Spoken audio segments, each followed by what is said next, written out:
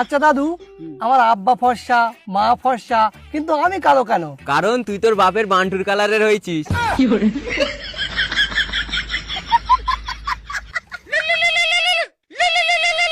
হ্যাঁ বল ভাই। ভাই একটু মাঠে আসতে পারবি? না রে, আমি এখন যেতে পারবো না, আমি এখন দাদুর তেল লাগাচ্ছি। আরে কোথায় তেল লাগাচ্ছিস? তোর দাদুর বান্টুতে নাকি? না না, দাদুর পায়ে তেল লাগাচ্ছি। আরে তোরা বস, আমি যাবো না ভাই। ঠিক আছে, আসতে হবে না। আসলে তামান্নার নাম্বারটা দিতাম।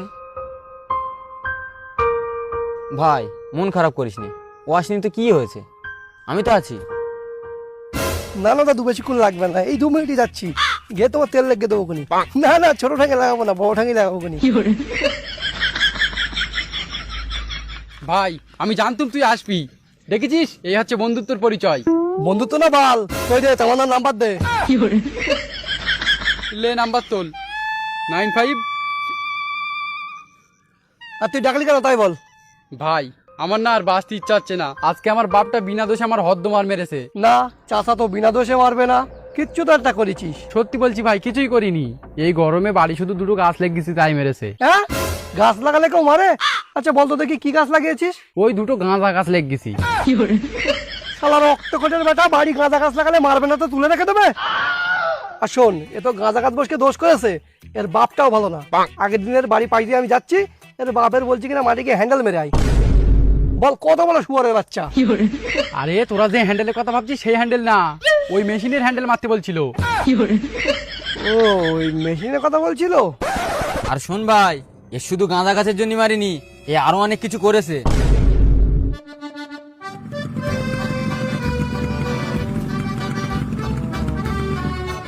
হ্যাঁ রে খোকা, এটা কার গাড়ি? আর এর মুখটুক আমার বাঁদরের মতন কেন? আরে আব্বা, এটা আমারই গাড়ি।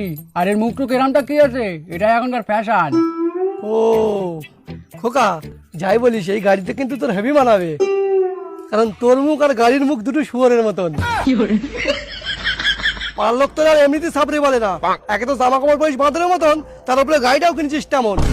এই গাড়িটা কোথায় পেয়েছিস? আরে আব্বা, ওই তোমার চাচা, এটা কি মন্টু মোল্লার বাড়ি? হ্যাঁ খোকা, আমি মন্টু মোল্লা। কেন, কি হয়েছে? কোর্ট থেকে নোটিশ এসছে, এই ঘর তোমার 2 দিনের মধ্যে খালি করতে হবে। এই তুই দিনের বেলা গাঁজা টাজা খেয়েছিস নাকি? আমার বাড়ি আমি খালি করবো? চাচা, আমাকে বলে তো লাভ হবে না, এই নাও নোটিশ দেখো।